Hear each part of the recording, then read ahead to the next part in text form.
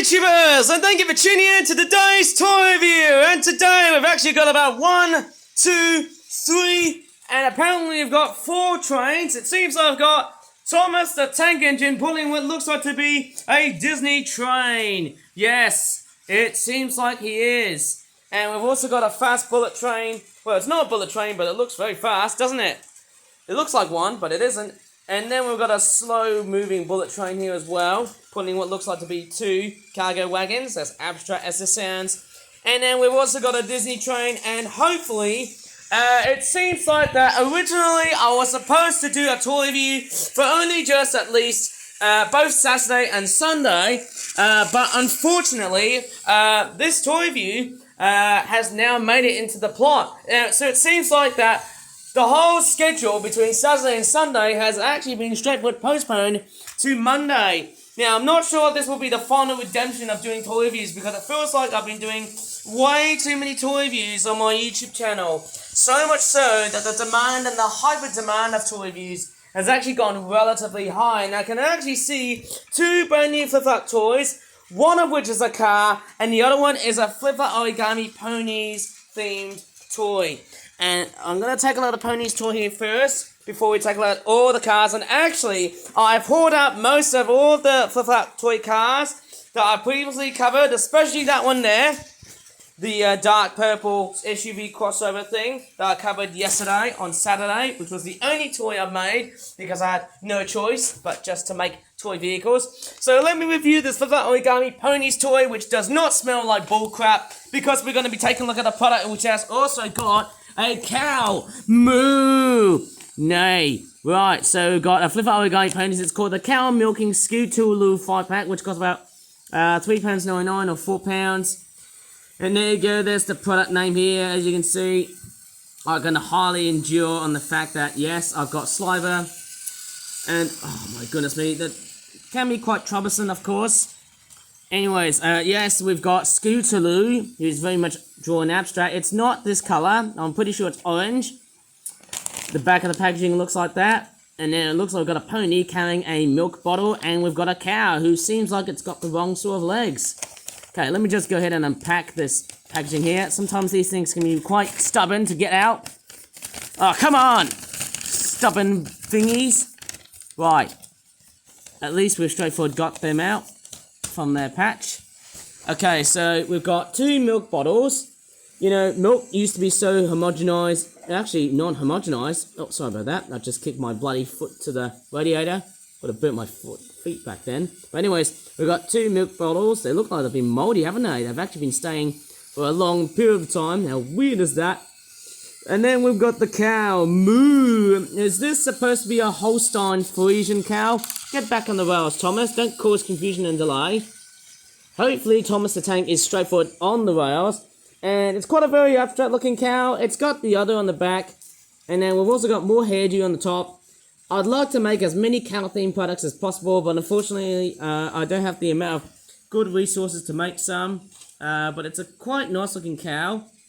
It's got black and white detailing right over at the hairdo and that sort of thing. And then you've also got more black and white detailing right across through the body, from the bottom part to the top. Looks quite nice, doesn't it? And then we've also got the nose. Very, very nice. And the eyes look good. And let's take a look at the ponies. This is SCOOT-TOOLE-LOO. Or SCOOT-TOOLE-LOO, as I like to call him, or her. So I think all the ponies are usually hers. They're usually female in the set.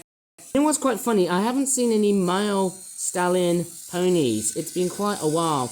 And it looks like that she's actually in the wrong sort of colour. But it looks quite interesting. It's more of a golden sort of colour than an orangey sort of one. Yeah, it looks more gold, going by the looks of it. And let's take a look at Sweetie Bella. Very nice colour contrast. Obviously, we've got green, yellow, and also red. There's no red right over on that first part of the mane. I should have actually placed that, you know, that would have been so much better, wouldn't it? You know what, this actually doesn't look too bad. It's a little bit faded, and do you know what this colour combination reminds me of? It actually sort of reminds me of Milo Pony from, like, a bygone era, from, like, there was Generation 3, 3.5, which was, like, the failed version, I think, and the failed sequel of it. And that's it. It actually does look like the much more retro-ish Molo Pony toys, if you know what I mean, from like the good old days.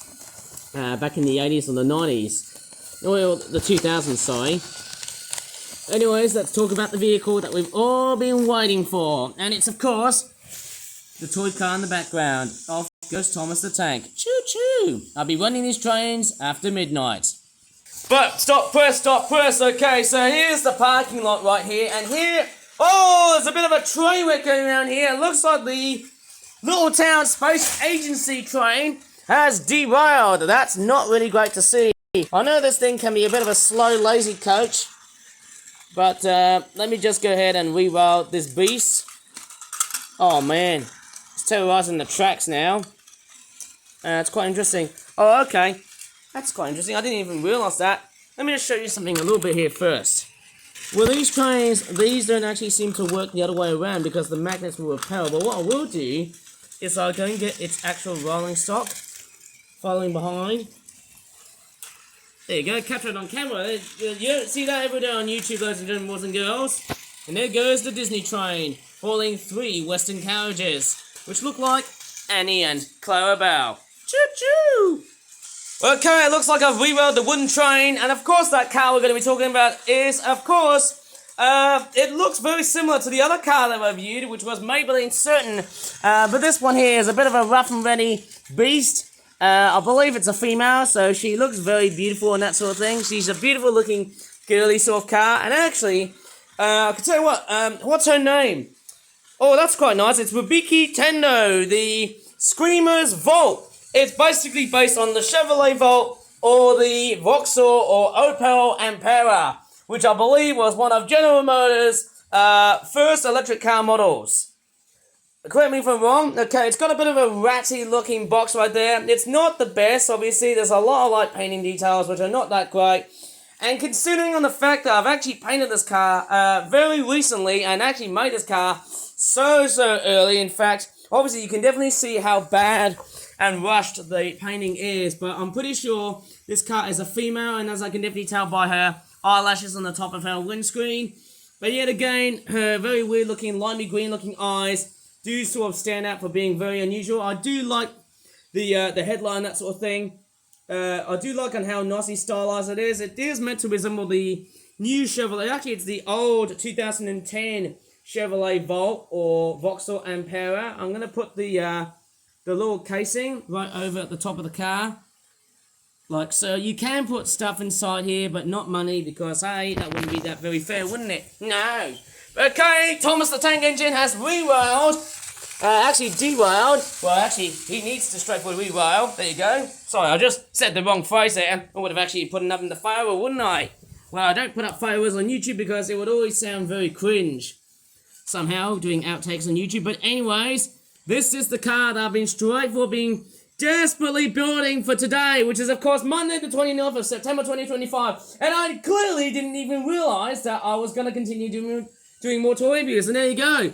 So, this car here is based on a Chevrolet Volt, or a Holden Volt, or a Vauxhall Ampera. And as you can see, this car here is a very dark, reddish-looking burgundy sort of colour. It's a lot more darker than the other car, who is Maybelline Certainty, and I might as well ring her out now. She looks very similar, and basically it's like a fatter and electric version of Maybelline Certainty. So let me go ahead and grab the other car.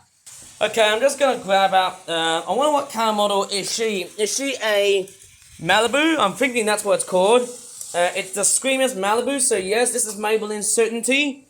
In a bit of a very strange comparison, I see that car as being, well, let's just say, it's kind of a bit more of an oversized version of that car there. And as you can see, you can just see the similarities between the two there.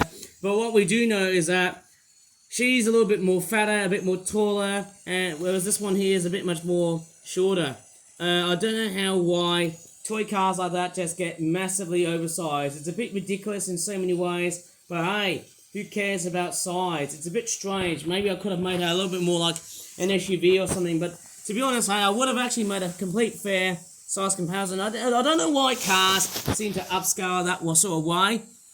But anyways, I'm going to straightforward turn it. There's a bit of mispainting and that sort of stuff. In fact, I feel like I need to repaint this girl right here, because a lot of that, it's not that great. As you can see, Not very good painting at all. I'm of the straightforward double up the number amount of maroon, let's just say burgundy sort of colour I've just straightforward got within her. Windscreen detailing on the back is alright. The sides are a little bit naffed because obviously they are a bit rough and readily painted. But as you can see, it is based on the Chevrolet Volt. Could have done a lot much more work in terms of the line detailing and whatnot. But most importantly, what we do know about this vehicle is that it also has a very good looking bit of information here. Even though it's been roughly painted, on the top we've got some stickers that relate to the model. I mean, that's really nice that we have to see something like that. Much more clearer sort of writing versus on what we've seen in previous models. Well, actually, we've already seen models like this. Very good ones. But then in much more recent models, if I go ahead and grab the much more current and much more recent model that I've made, which is an SUV car, that one there, you can definitely see that this one here is clearly a bit different. It's not that very clear and easier to see, even though I can very much see it through my eagle eyes. There you go, I can call this car, is it treacle blackstrap? That's the car here. It's not that very easy to read because the text over here is already surrounded by some already darkened sort of colours. I like to call it sort of backgroundy sort of colours here, even though there's a sticker that says SKREEMERZ on it. SKREEMERZ is of course the fictional car brand that I make, you know, after like cars from General Motors, Vauxhall and Opel. These sort of cars, okay? So as you can see, this car, this Chevrolet Volt, looks a bit too oversized. I mean, to me, that's a bit strange because honestly, I would have preferred as if the vehicle was more of a van than a car, because obviously you can definitely see the size relationship between this car versus the other one. Honestly, I would have preferred it as if it was more of a truck or a van than a car, because you can definitely see why it's a bit bigger and a bit wider. But nevertheless, it does have the looks of what you'd find on a real Chevrolet Volt car, and it still looks nice.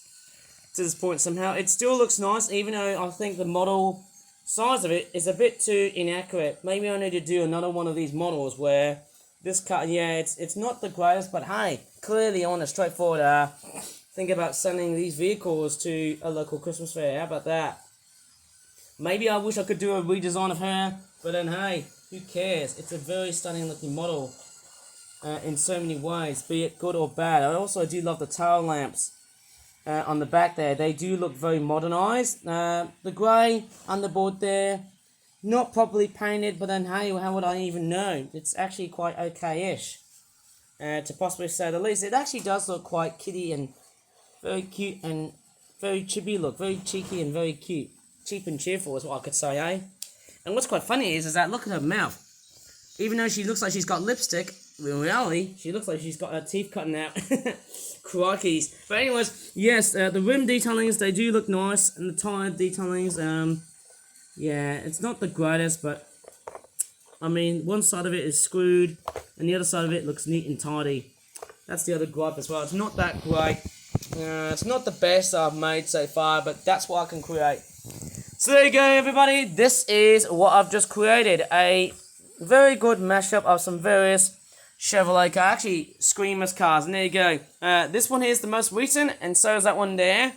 But I actually prefer this car here more so than that car there, because that car there is a bit way too big for its size. But nevertheless, I'm going to straightforward leave this video here. If you really enjoyed in this last best showdown of what I've seen in my previous toy reviews so far, if you really enjoyed this video so far, talking about all of the flip-out toy cars, especially the Chevrolet Volt, in which her name was called, was it Rubiki Tendo? Quite a very weird name. I would call it a Ruby Speed or whatever. Quite a very interesting car. But anyway, I'm going to straightforward leave this video here, because clearly it feels like that videos like this have been jeopardizing for a long period of time. Oh my goodness, man, I can't even make very good videos because I got trains running around like mad, like headless chickens, and whatever I can pretty much put up in today's stupid YouTube. So anyways, if you really enjoyed this toy review, as always, if you really enjoyed it, please give this video a very good like.